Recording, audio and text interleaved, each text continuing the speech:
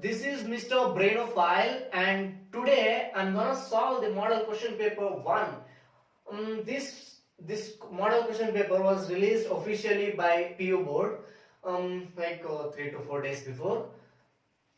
Okay, this is this year's paper. I mean, few portions deleted, right? After deletion, they made a model question paper. On this basis, our final exam paper is gonna be, and our exam is on nearly second week of May.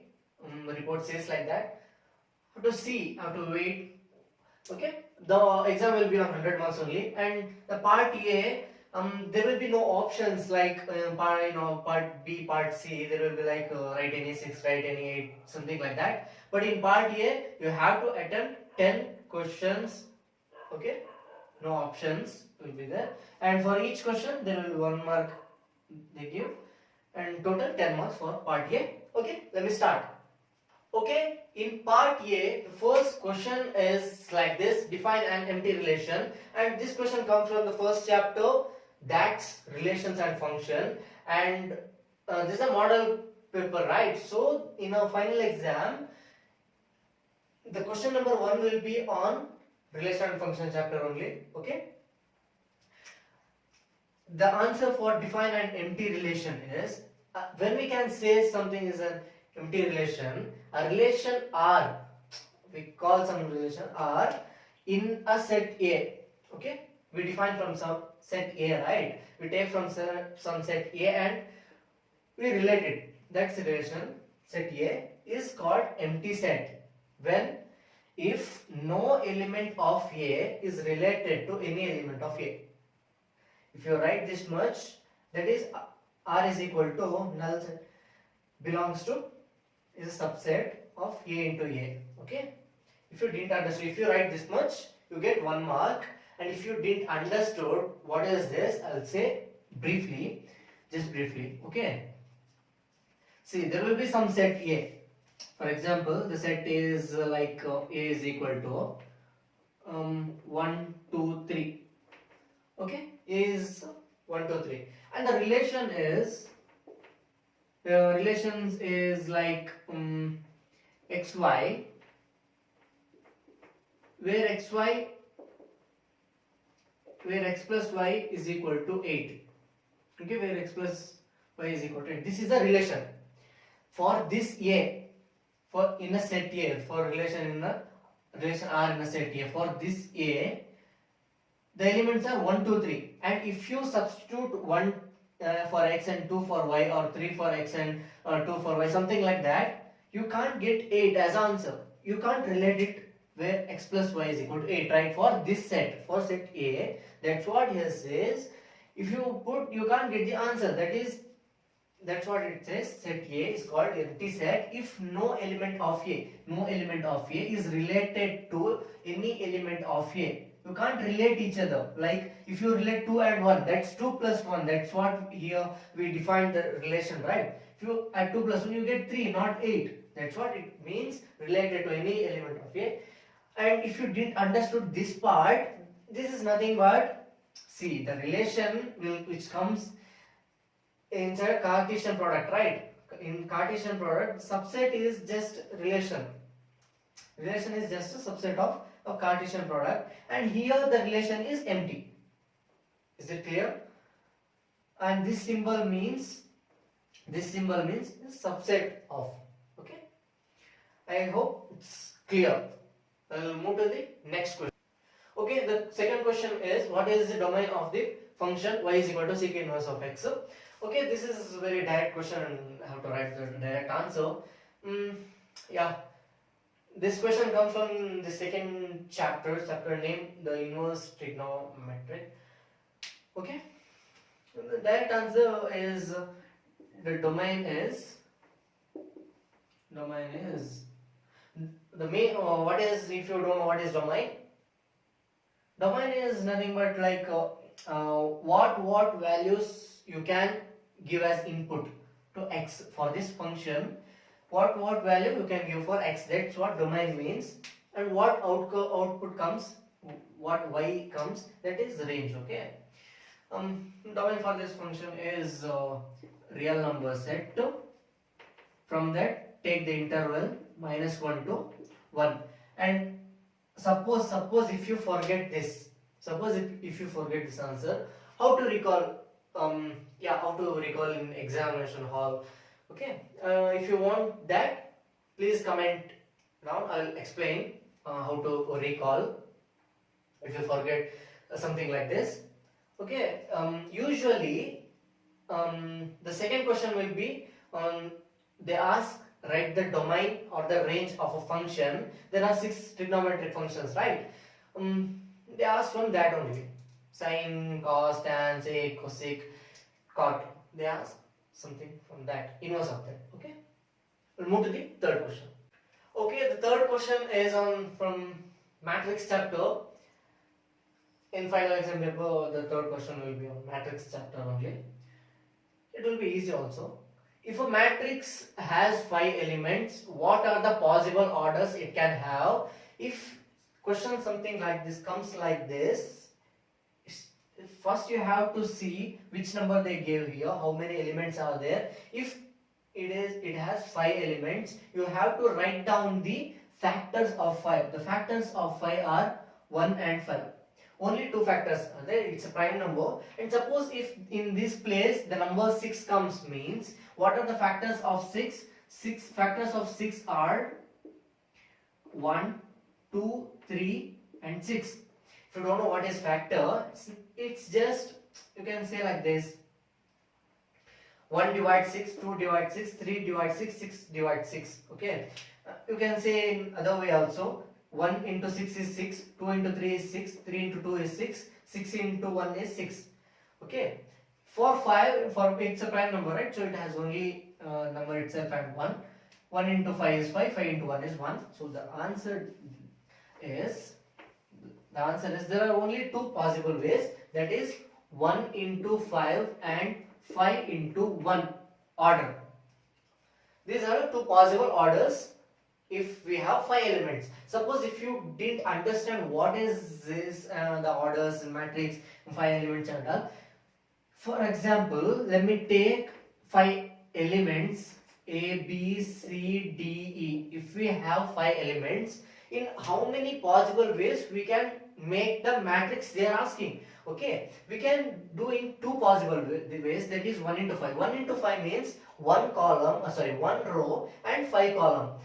Like this: A, B, C, D, E. In this, there is 1 row. We can write it here. What is the order of this matrix? Okay, 1 row and there are 5 columns. That's 1 into 5, and 5 into 1 is A, B, C, D, E. This is 5 into 1. 5 row, 5 row, 5 row, 5 row. Don't be confused. This is row, this is row, this is column. Okay, 5 rows and 1 column. This is the only possible way we can make out of 5 elements. Okay, we'll move to the next question. Number 4. Question number 4 comes from determinant chapter. Find the values of x for which blah blah, like x2 18x, determinant of this is equal to 6 to 18 6, determinant of this. And we know how to take the determinant. Just multiply these two number and subtract and multiply these two number. Confused? Okay. Multiply these two number, that is 6 into 6 minus 18 into 2. That is determinant. That's how the determinant of that. Okay. 6 into 6 is 36 minus 18 into 2, that is 36. The answer is 0. The determinant of this is, the answer of this is 0. Okay. First write down that one. After writing it, take the determinant of this, that is multiply these two number, that is x into x is x square, and subtract and multiply this two number. 18 into 2 is 36, and in right side, in right hand side, we got the answer is equal to 0, right? This is equal to 0. Okay. Let me take 36 to the other side. You get the answer x square is equal to plus 36. Here it was minus. If you add 0 plus 36 is minus plus. So if it comes the other side, it's become plus, right? That's 36. X square is equal to 36, and x is equal to plus or minus 6. For x, you can give the two value, that is plus 6. If you square 6, you get 36. If you square minus 6, the whole square is equal to 36. 6 square is equal to 36. That means here for x, there are two value, that is plus 6 and minus 6. Okay. The answer is x is equal to plus or minus 6. This is the answer. You just need to write this much only. That's for 1 mark, right? Okay. And suppose if you ask me, brother, here it is 18, here it is 18. Okay. Here it is 2, here it is 2. Okay. Here is x, here is x. Here also x, here also x. And here also 6, here also 6, no sir. Then why can't we directly write x is equal to 6?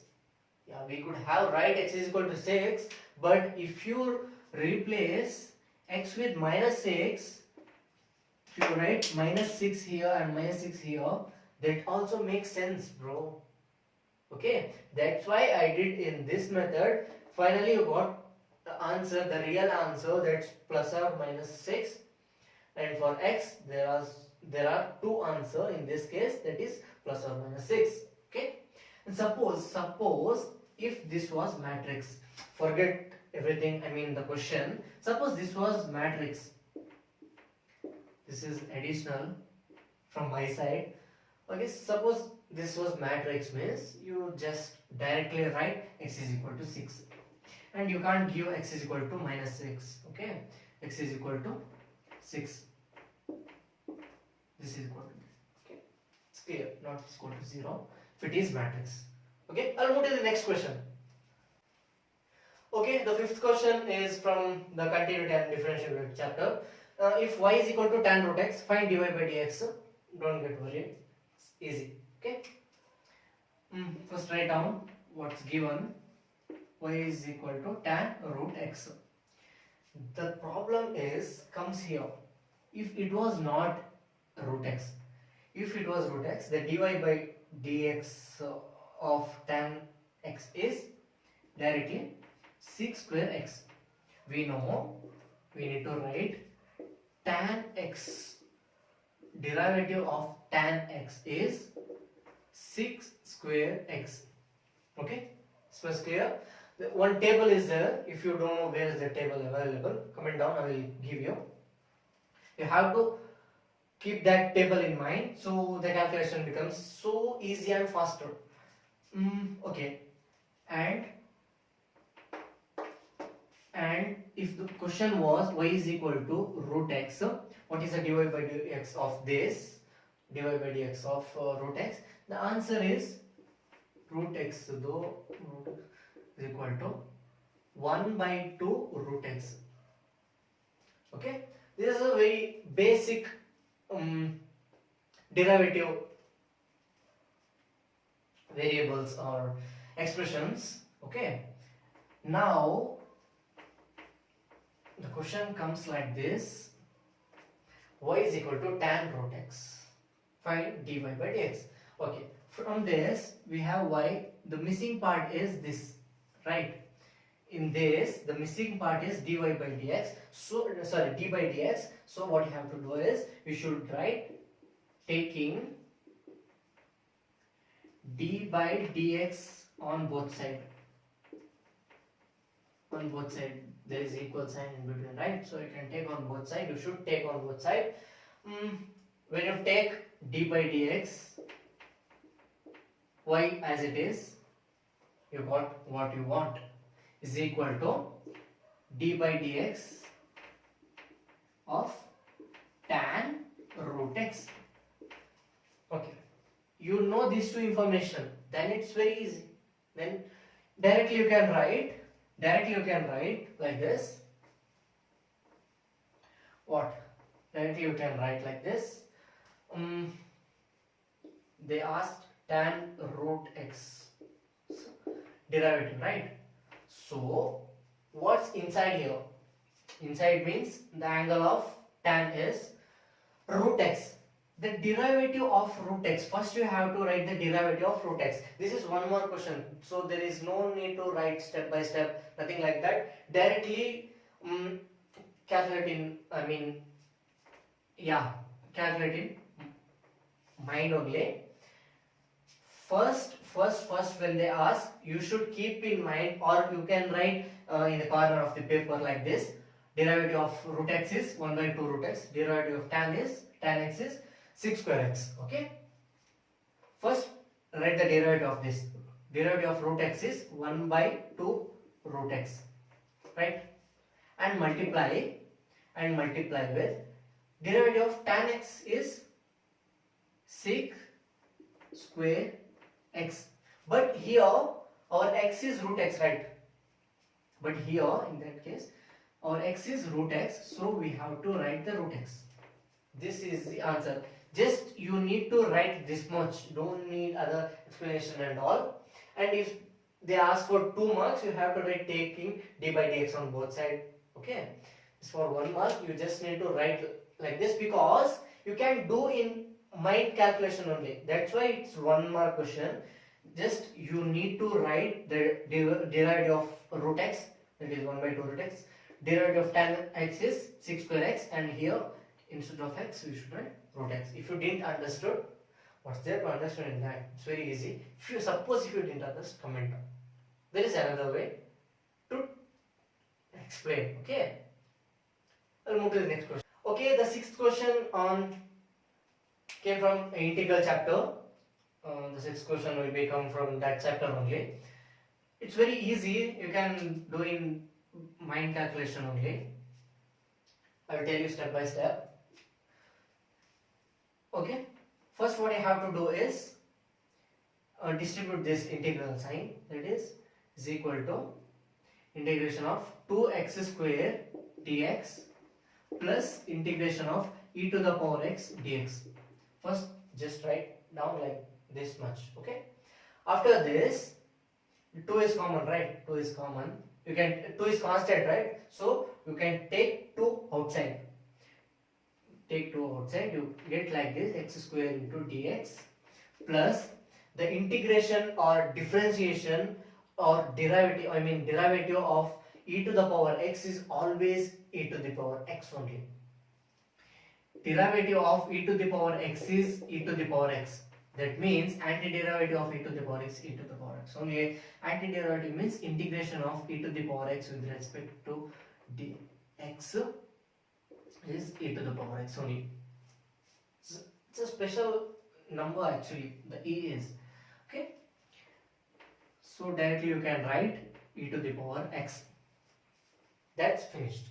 Now, what is the integration of x square? There is a formula that's okay. This is just 1 more question, right? I will tell you directly only. If you get something like this with respect to x, you just need to add one more number to that in power. Add one more number to that. 2 plus 1 more number, that is 3, and divide that number down. Okay. Just add one more number, that is 1. If you add 1 to 2, you get 3, and divide that 3 there. Now what you get the answer as 2 into x to the power 3 divided by 3 plus e to the power x. Answer is x to the. When you get something like this, integration of x square dot dx, just add one more number to the power, you get 3, and divide the same number. Okay, and remove this. When you take the integration, that gets removed, that get removed, right? And this here, and you should add one constant there for indefinite integral, and this is very compulsory, otherwise you lose mark. So the answer for this is 2 into x cube divided by 3 plus e to the power x plus c. See, here only you can do the direct mental calculation. 2 is constant, right? So write down 2 there only. And if you get something like this, I said you add one more number to the power and divide by that number. If you add one more number to power, you get 3, and divide that 3, and integration of e to the power x is always e to the power x, and after finishing everything, just add a constant. This is the answer. That's quick. Okay, this was just an explanation for those who don't even know anything. Okay, this is the direct method you can do in mind only. If you liked this, like my video. If you didn't like, subscribe it. Okay, we'll move to the next question. Okay, the 7th question is from vector algebra. Usually the 7th question will be on this chapter only, vector chapter. Okay, then they asked to define a negative vector. First let me tell you briefly. Later on I will explain what is this, you will understand it clearly. For example, this is a given vector, like a reference vector of magnitude a. Suppose this length is a and the direction is upwards. That perpendicularly upwards, perpendicular to the ground is upwards, and this is exactly opposite direction to this vector, the given vector, and the magnitude is same. The magnitude is same, and I mean here the length is same of this both, but the direction is completely opposite. That was up, this was down. And if something like this also, if this is a and took this as positive vector, and this is a on the opposite side with same magnitude, this is known as opposite negative vector with respect to this. Okay, that's what here I wrote. A vector whose magnitude is the same as that of a given vector, the given vector is this, magnitude is same, our negative vector is this, the given vector is this, magnitude is same. That's what till here I wrote, but the direction is opposite. You can see that the arrow mark. Okay, opposite of that is called negative vector. Okay, the 7th question is from 3-dimensional geometry, that's 3D geometry. If a line makes an angle 90 degree, 135 degree, 45 degree with x, y, z axis respectively, find its direction cosine. Directly write down the answer, no need to think much, just write like this. L is equal to this 1 mark answer, right? 1 mark question, right? So you just need to write down directly. It's enough. For your understanding purpose, I will say like this. L is equal to cos alpha, m is equal to cos beta, n is equal to cos alpha beta. Okay, I'll take gamma. L is equal to cos, what is it? Right, the first angle, that's 90 degree. M is equal to cos second angle, 135 degree. And n is equal to cos third angle, 45 degree. Enough. Just need to write the answer. What is cos 90? Cos 90 is 0. Right. Cos 0 is 1. Cos 90 is 0. Okay. M is equal to cos 135 degree. What is cos 135 degree? If you don't know what is cos 135 degree, yeah, even I forgot. Let me see what is cos 135 degree. Cos 135 degree. How I calculate, I will take 4 quadrant. This is 0 degree, this is 90 degree, this is 180 degree, this is 270 degree, right? So the 135 degree comes between this. This method it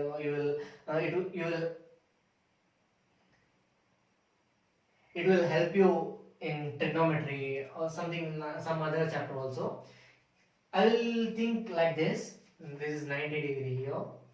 Okay, 135 comes in this quadrant, right? I'll see how much lesser 135 to 180. 180 minus 135 is what? 35, 45, 55, 65, 75. That's 45 degree. 135 degree means 180 minus 45 degree. What is cos 45?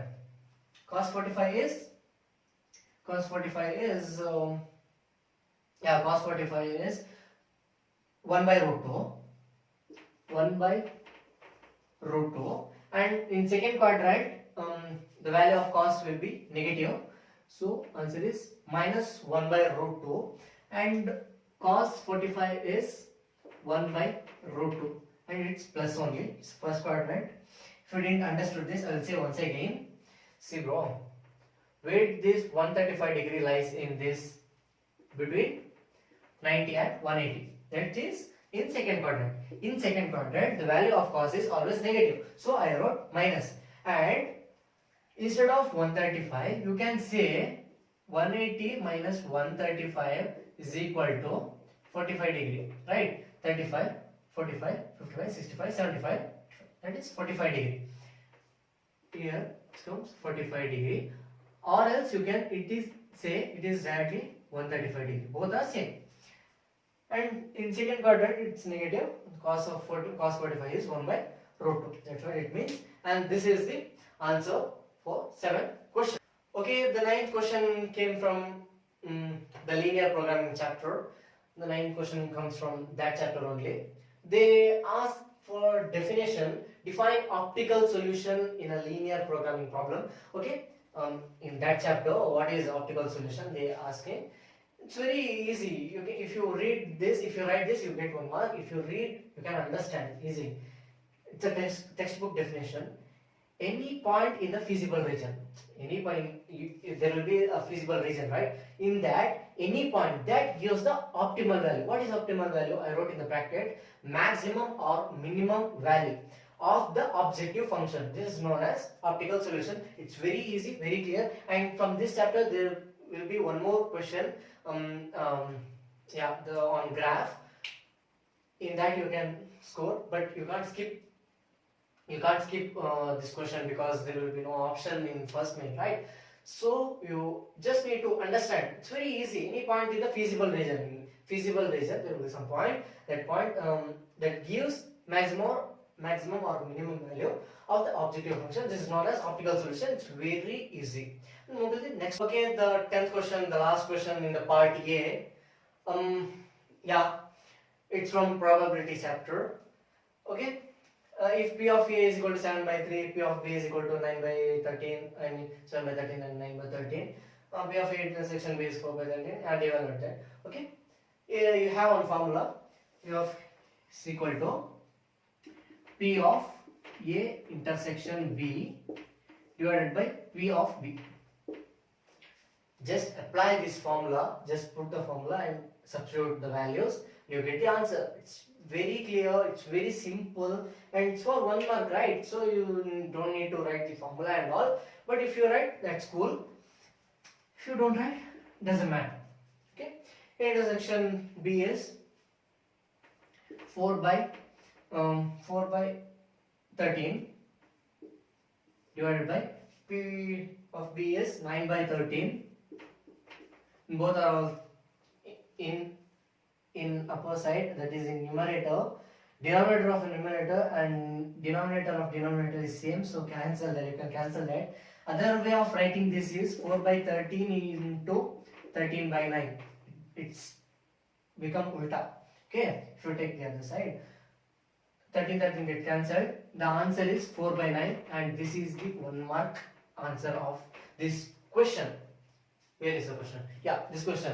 Answer of this is 4 by 9. Okay, is that clear? Okay, I will meet you in the part B video. Subscribe my channel if you like it, and share channel, and